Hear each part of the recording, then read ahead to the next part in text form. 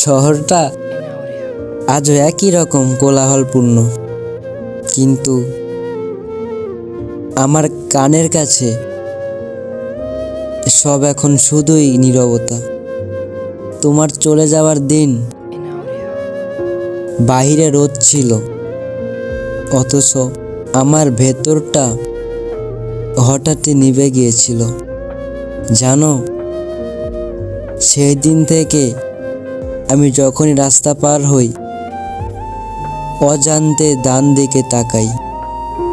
মনে হয় তুমি হয়তো আজও বলবে, সাবধানে যাও, আমি আছি তো।